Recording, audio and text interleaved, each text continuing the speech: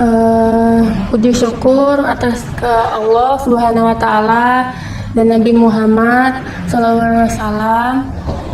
Nama saya Aisyah Ramadhani.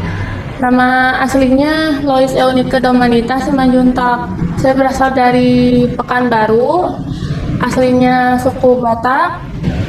Dibesarkan dari keluarga Kristen, lebih ke fanatik agama.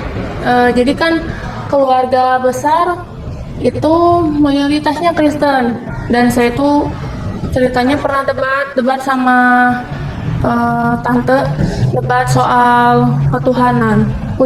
Jadi papa punya adiknya itu seorang pendeta sekaligus misionaris. Untuk kisah perjalanan saya itu dari tertariknya itu dari punya teman muslim, dan memang dulu itu saya sebelum tinggalnya di Pekanbaru itu kelahirannya dari Jakarta. Kalau dari kecil itu suka ngedengar adzan. Kalau ngedengar adzan tuh dibesarin TV-nya. Kalau dulu juga punya pembantu, waktu dulu juga pembantunya muslim.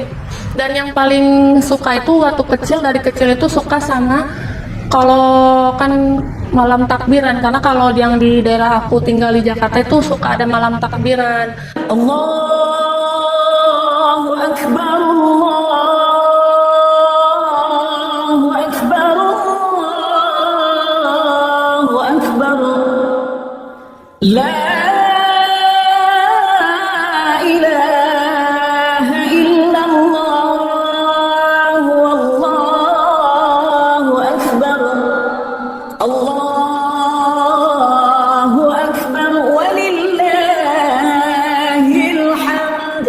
dan saya tuh seneng acara Idul Fitri tuh suka. Jadi kalau dibandingin sama agama Kristen, acara besar Natal itu kayak nggak ada rasa yang wah gimana ya, nggak ada rasa yang wah, itu beda pokoknya sama acara Islam yang Idul Fitri dengan acara Kristen yang Natal.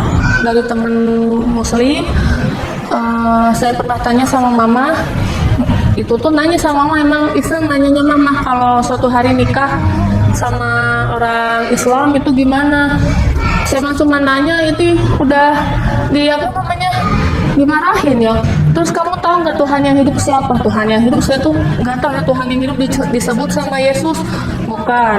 Saya sebut Allah, bukan. Kata mama, siapa ya Tuhan yang hidup? Saya pikirnya mama bilang Tuhan yang hidup itu orang tua, jadi saya harus patuh sama orang tua. Jadi Tuhan itu orang tua, di semua orang tua itu Tuhan. Terus bapak mah suruh saya tuh baca Alkitab. Jadi awal mulanya itu dari Alkitab, papa itu kasih apa sih yang kayak buku kecil, ayat-ayatnya di situ disuruh ini dikasih bacanya dari sini, kata bapak. Suasananya lebih lagi kan karena mayoritasnya Sunda, yang kan di daerah Bandung tuh mayoritas Sunda, dan lingkungan kampus saya itu mayoritas Islam. Nah di situ yang saya punya teman-teman muslim, melihat akhlak Islam itu indah. Jadi kerasa sama saya itu orang Islam tuh kok ramah, yang sopan, karena emang suku Sunda itu terkenal memang sopan, santun, ramah bagi saya, menurut saya. Itu nanya sama bapak, dikasih kitabnya, terus saya pulang lagi ke Bandung. Nah selama di Bandung yang saya perbandingan agama, perbandingan kitab Kristen dengan kitab Quran. Dan kalau untuk kitab Quran itu saya minjamnya itu ke temen, karena memang di kampus itu punya teman muslim. Alkitab itu bahwa memang terbukti bahwa tidak ada Yesus itu bukan Tuhan. Akhirnya memilih Islam itu ketemunya di Quran. Saya tapi lupa suratnya, cuman intinya tuh amalan tertolak. Pokoknya yang bukan agamanya Islam itu amalannya tertolak. 11 tahun lamanya saya berbuat baik itu percuma. Itu sampai perasaan tuh yang kalang kabut tau deh, galau, yang pokoknya yang kayak begitu.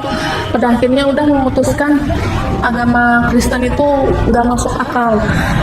Ketuhanannya kan bagi saya itu kepercayaan Trinitas, ada 3, Tuhan Bapa, Tuhan Anak, Tuhan Roh Kudus. Tuhannya 3 kata aku. Yang bikin aku tertarik banget sama Islam tuh ketika melihat langit Jadi kalau saya lihat langit itu, langit gimana ya, nggak mungkin ya manusia ciptakan langit, kata aku gitu ya. Ciptakan langit, hujannya, matahari, gunung, pokoknya semua ciptaan yang ada di dunia itu nggak mungkin manusia menciptakan, dan nggak mungkin yang mereka tuhankan itu menciptakan ini. Ya ketika saya bandingkan ke Islam, belajarin tentang ketuhanannya, Tuhan Islam tuh Allah, baru mulailah hidayahnya dapat ketika melihat dunia. Jadi itu yang membuat saya pada akhirnya meyakini Islam itu agama yang sempurna. Qadarullahnya, dia itu ngasih informasi di hari Minggu tanggal 20 Juli 2014 pas bulan Ramadan itu ada kajian Umi Mary, namanya Teh Umi Mary, itu sekolah Jerman, asli Jerman. Dia kajak, saya tertarik kan, dia penasaran mau ikutin melihat pengalaman hidup dia di Masjid Istiqomah. Saya ikut kajian di situ. Qadarullah, di saat saya dengar kajian, saya tuh punya temen di sebelah kiri saya. Qadarullah nggak tahu tuh kenapa mau ngobrol sama dia aja. Saya cerita, teteh saya tuh tertarik Islam, mau masuk Islam gini. Dia bilang, saya boleh ya ceritain tentang kamu ke Umi Mary tuh yang lagi ngedakwah. Lalu dia bilang ke Umi, ini ada orang yang mau masuk Islam tapi pengen nanya-nanya dulu kan gitu ya, untuk mantapin hati. Jadi saya tuh inti nanyanya itu kan, kalau saya suatu hari menikah sama seorang laki-laki muslim tapi kedua orang tua saya bukan muslim ya, Nasrani, itu gimana? Kan soalnya ceritanya kan bapak ya, nanti bapaknya yang menikahkan kan kalau itu muslim ya, kalau bukan muslim kan nggak bisa. Dan jawaban dia itu intinya tuh, kalau niatnya ibadah Allah itu permudah. Kalau orang tuanya belum muslim itu nggak apa-apa. Ini untuk syariat agama itu bisa melalui wali hakim. Kalau di keluarga besar itu nggak ada muslim, keturunan Islamnya nggak ada. Terus tiba-tiba saya bilang, ya udah Umi, saya mau masuk Islam. Oh ya, temanku tuh nangis, tiba-tiba aku tertarik mau masuk Islam. Saya bilang mau masuk Islam, itu benar, kata Umi, iya saya mantap masuk Islam karena jawabannya udah pas sesuai dengan pertanyaan aku. Jadi ceritanya masuk Islam syahadat di Masjid Istiqomah tanggal 20 Juli hari Minggu pas bulan Ramadan, dan itu pada akhirnya saya memantapkan masuk Islam di bulan Ramadan. Yang membuat saya itu takjub karena yang tadinya niatnya bukan itu, qadarullah, takdirnya berkata lain, jadi ya itulah indah. Rasanya mau apa lagi dibilang ya. Kalau waktu Kristen tuh disuruh mimpin doa itu, kalau orang lain kalau mimpin doa itu kan bisa ya nyebutinnya enak, ngalir, tapi saya nggak tahu kenapa kalau setiap mimpin doa itu di dalam otak itu tuh nggak bisa ngelirin kata-kata, nggak damai, nggak tentram gitu. Apalagi yang bikin saya itu membedakan antara ketika di ibadah Kristen dengan ibadah Islam, untuk takut mati atau tidak. Ketika saya agama Kristen tuh walaupun saya ibadahnya setaat-taatnya, tapi takut mati, jadi pengennya tuh hidup di dunia tuh lama. Saya pernah sampaikan bilang ke teman tuh pengen hidup ribuan tahun. Saya bilang tuh ya, bercanda, dia teman saya muslim, dia sambil ketawa-ketawa, ini orang kenapa maunya pengen hidup ribuan tahun kan. Ya, karena saya bilang takut mati, takut pada kematian, tapi tidak tahu kenapa takut matinya. Dan kalau untuk urusan kendalanya itu untuk urusan istiqomah, masalahnya di istiqomahnya. Karena saya sempat 3 kali jatuh bangun ketika saya berhijrah, pindah tempat, menikah sama suami, itu sempat kehilangan karena kan memang lingkungan itu sangat kuat ya, lingkungan itu sangat mempengaruhi. Jadi kalau teman-teman kita soleh, seakidah, itu membuat kita itu ke bawah suasananya. Ketika menikah di lingkungan suami itu hijrah, di lingkungan di Garut, di perkampungan, itu membuat saya tuh jadi kehilangan jati diri. Saya itu sempat lupa akhirat 3 tahun lebih ke dunia, tapi itu membuat hati tidak tenang. Sebelum Ramadan 2021 itu saya bilang, ya Allah saya capek.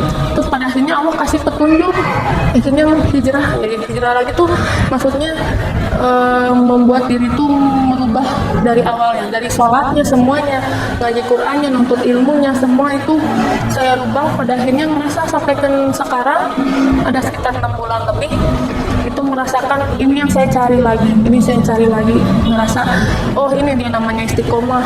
Istiqomah itu tidak susah, tidak mudah.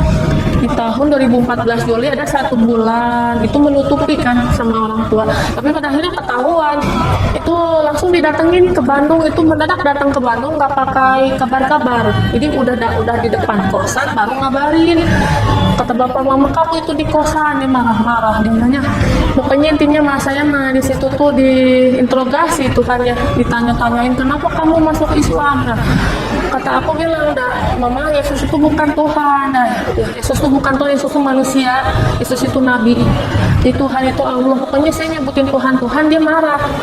Itu sempat meredak.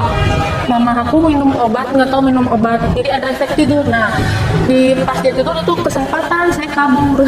Saya bikin surat ke mama maaf saya nggak mau inilah maunya Islam, intinya namanya nggak mau ikut mama.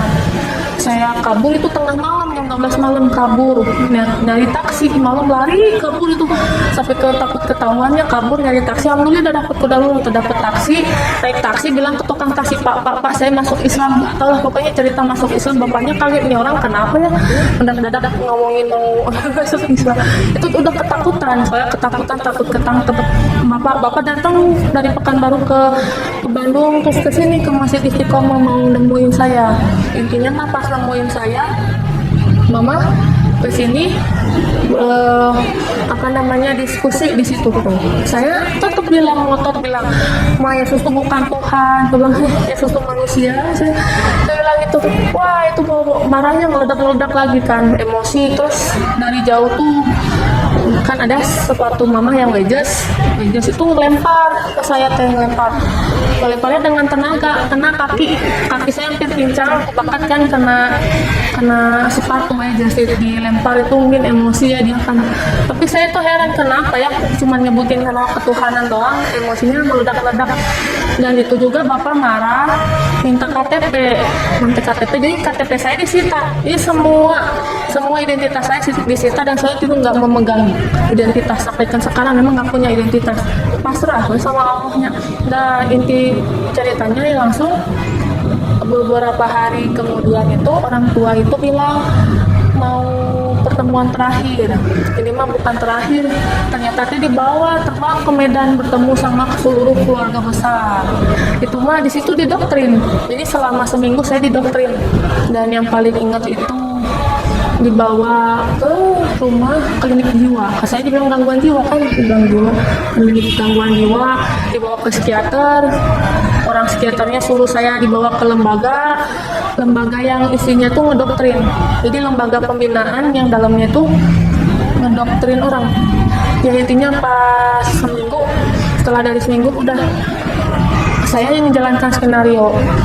Nah setelah dari itu saya terbang ke Jakarta selamat.